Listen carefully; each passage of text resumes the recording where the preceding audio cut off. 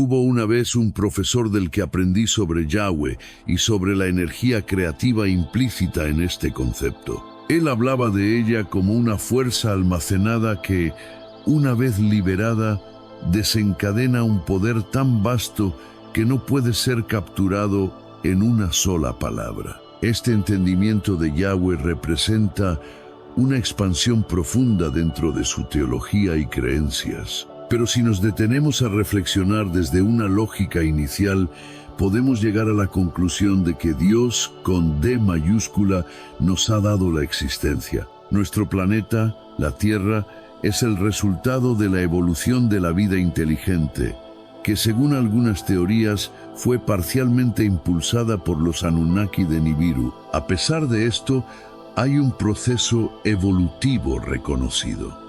Y de hecho, el primer capítulo del Génesis lo describe de manera bastante científica, lo que refuerza la idea de que no existe contradicción entre la Biblia y la teoría de la evolución. Como algunos podrían pensar, evolucionamos aquí en la Tierra, tanto filosófica como biológicamente, y reconocemos la existencia de un Dios, el creador del cielo, la Tierra y todo lo que existe en ella. Ahora, si consideramos la posibilidad de vida en Marte o en otros planetas, surge una interesante pregunta.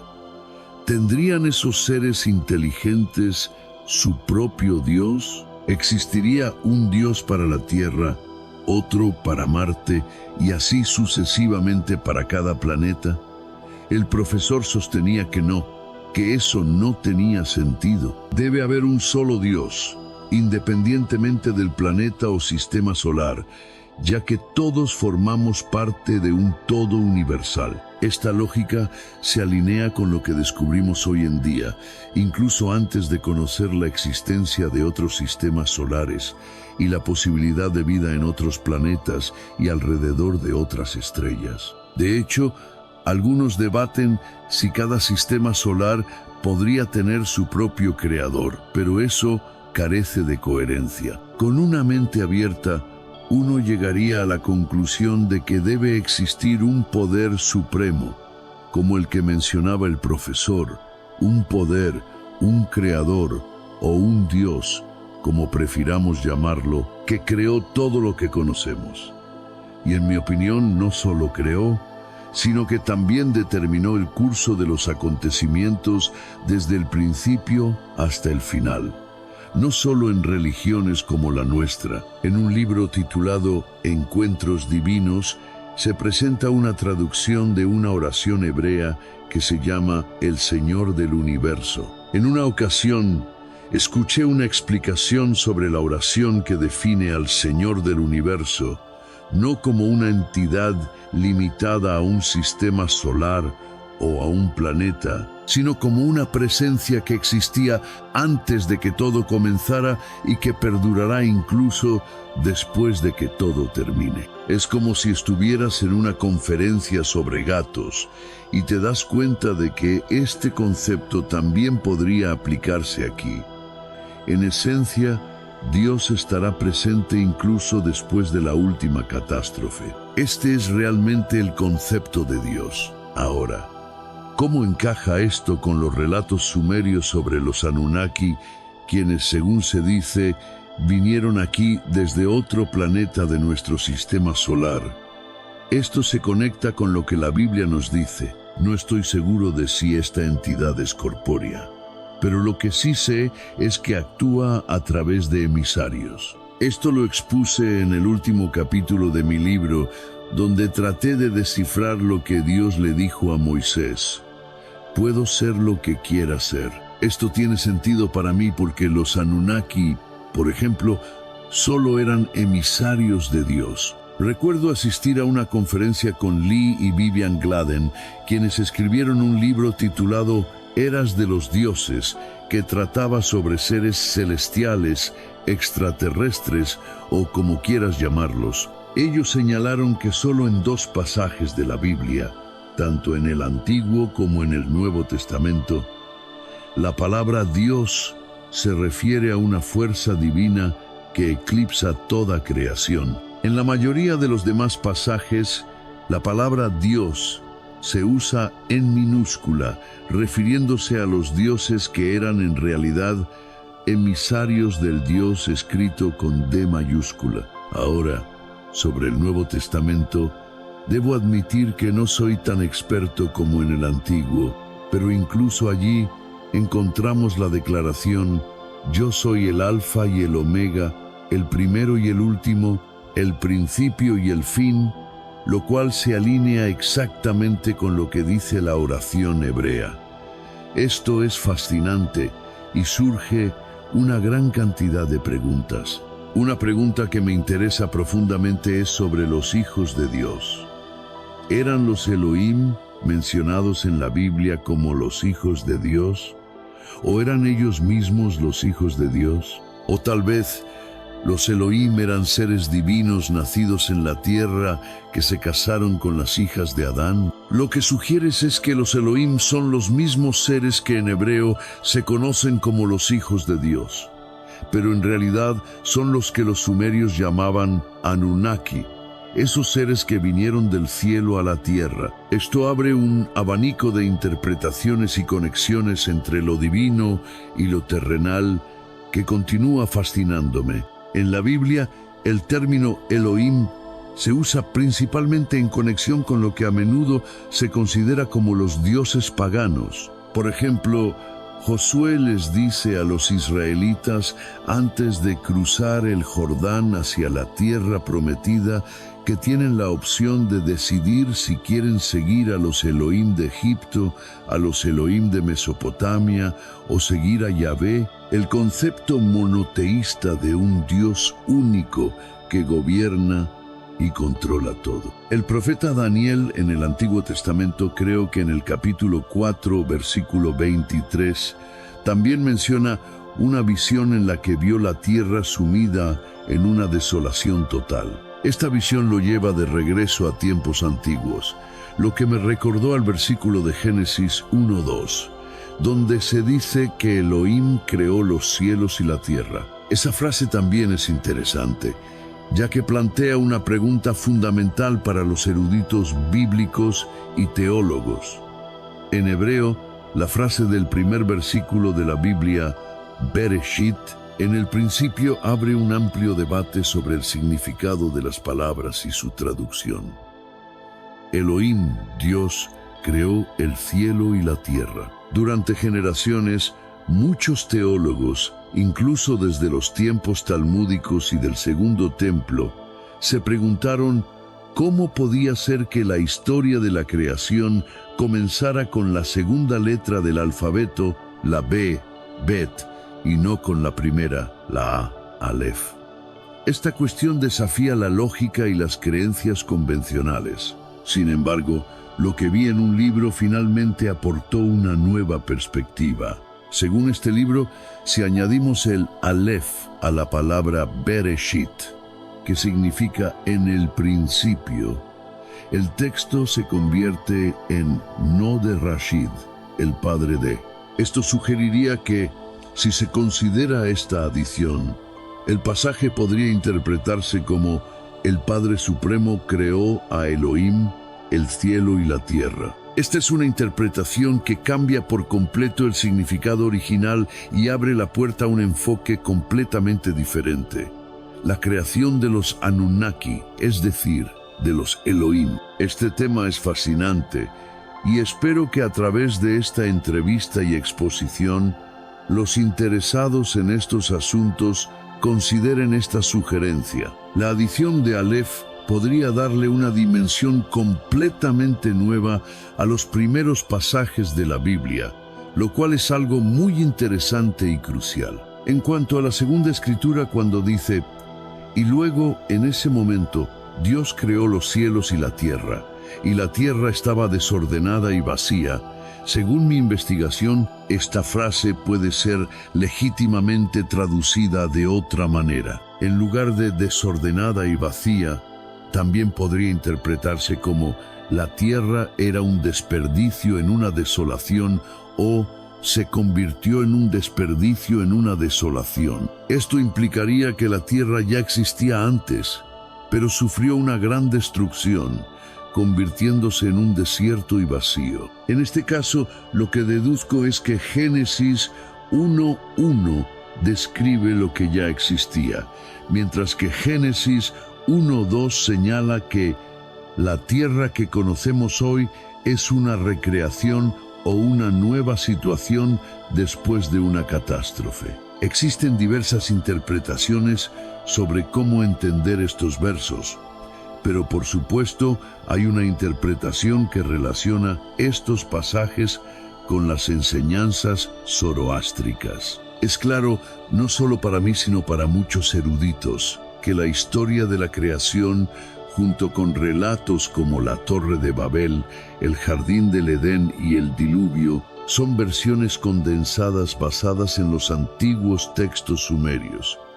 Es importante recordar que Abraham era de origen sumerio, por lo tanto, estos relatos son versiones de la epopeya de la creación sumeria.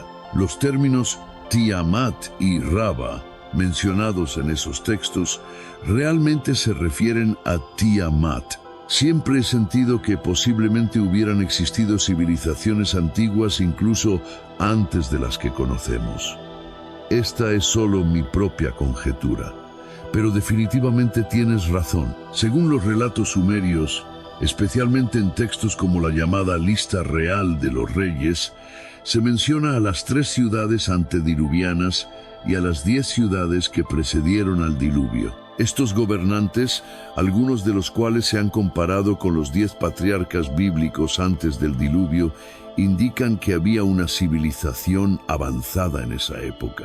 El rey asirio Asurbanipal, por ejemplo, se jactaba de poder leer tablillas del diluvio, lo que sugiere que existían registros que reconocían y aceptaban la existencia de una civilización anterior. Se hablaba de estas ciudades antiguas como las ciudades de los dioses. Y tras el diluvio, se menciona cómo las ciudades de los hombres surgieron con la ayuda de los Anunnaki. Así que hubo un tiempo en el que existió lo que podríamos llamar una civilización divina o cultura divina. Estoy seguro de que conoces las creencias egipcias donde el sacerdote Manetón, que vivió en paralelo con el caldeo Beroso, tenía una visión similar. Los herederos de Alejandro, en lo que eventualmente se convirtió en el Imperio Bizantino, contrataron a un sacerdote babilónico para escribir la historia del mundo según la tradición mesopotámica, mientras que en Egipto contrataron al sacerdote Manetón para hacer lo mismo. Las versiones de ambos son muy parecidas. Ambos textos hablan de una serie de calamidades que precedieron al diluvio. No está claro en qué momento ocurrieron esas calamidades, pero el diluvio fue sin duda uno de los eventos más recordados. Según Beroso, las calamidades se alternaban, unas causadas por calor y fuego, otras por agua y frío. Manetón también habla de las dinastías de los dioses, lo cual es muy interesante porque, como explico en mis libros, especialmente en Escalera al Cielo, estos dioses eran los mismos seres y si analizamos los nombres, veremos que en su esencia eran lo mismo, solo que en diferentes idiomas. En egipcio antiguo, en sumerio arcaico o más tarde en babilónico. Manetón también menciona un periodo de casi 3600 años durante el cual hubo semidioses, es decir, descendientes de los Anunnaki, los hijos de los dioses, como se menciona en la Biblia. Estos semidioses se casaron con las hijas de los hombres y tuvieron hijos con ellas. Fue entonces cuando comenzó la civilización humana con el faraón alrededor del año 3100 a.C. Por lo tanto, lo que estás diciendo tiene mucho sentido. Es realmente fascinante y todo esto puede ser respaldado y ampliado por los registros del pasado, algunos de los cuales están más o menos completos, mientras que otros solo existen en fragmentos. Hace unos 20 años tuve una conversación con el presidente de la American Critical Association, que era un buen amigo mío. Solíamos hablar largo y tendido por teléfono. Le pregunté sobre un pasaje de Génesis 9, creo que es allí donde Después del diluvio, en los días de Noé, Dios le dice a Noé que salga con sus hijos e hijas, es decir, con sus hijos y esposas, y que se multipliquen y repueblen. Esto obviamente significa hacer que la tierra vuelva a ser habitada, ya que Dios había destruido gran parte de la vida. Pero como le comenté, si volvemos a Génesis 1, creo que en el versículo 28, donde Dios crea a Adán y Eva, les dice a ellos como pareja original que se reproduzcan y repueblen. Sin embargo, aquí no aparece la palabra otra vez. Se dice ser fructíferos, tener descendencia, multiplicarse y llenar la tierra, pero no se menciona hacerlo de nuevo como en Génesis 9. Esto es interesante porque muestra cómo las traducciones pueden afectar el significado. Los traductores, al interpretar el texto, pueden agregar o eliminar matices que alteran la comprensión original. Sé que hay muchas preguntas relacionadas con la palabra él, como en Elohim.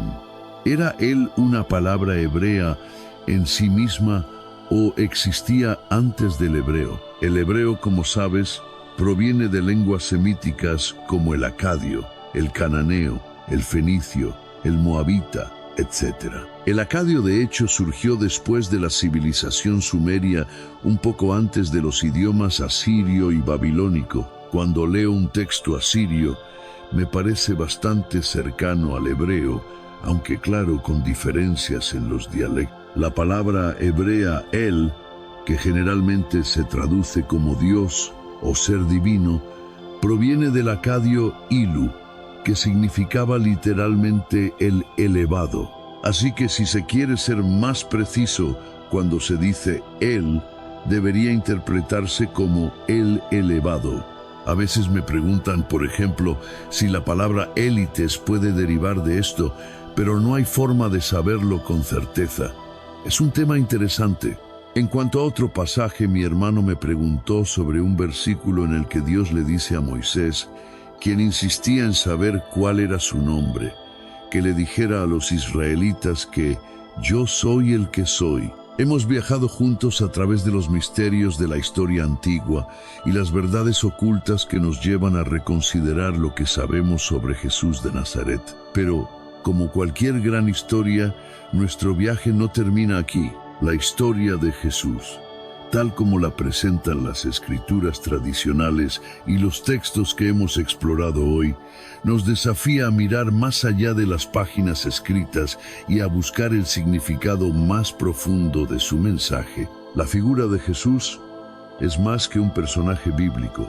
Es un símbolo de amor, sacrificio y redención que trasciende culturas y generaciones. Si la historia de Jesús y los Anunnaki nos enseña algo, es que la búsqueda de la verdad es un viaje perpetuo, uno que exige una mente abierta y un corazón dispuesto a recibir nuevas revelaciones. Cada sistema solar puede no tener su propio creador, pero cada uno de nosotros tiene la capacidad de descubrir y conectar con el Creador en nuestro propio viaje espiritual. Así que te invito, querido ser iluminado y seguidor de este viaje, a que no solo consumas este conocimiento, sino que lo practiques. Que cada paso que des en tu vida refleje las enseñanzas de amor, compasión y verdad que Jesús promovió.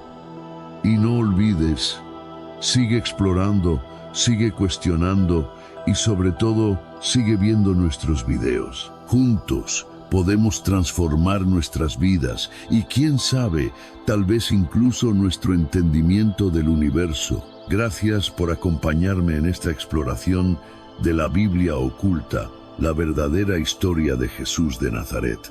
Continúa practicando estas enseñanzas, continúa indagando y transformando tu vida. Nos vemos en el próximo video y recuerda, cada paso que das es parte de un camino mayor hacia la iluminación y el entendimiento. Hasta la próxima.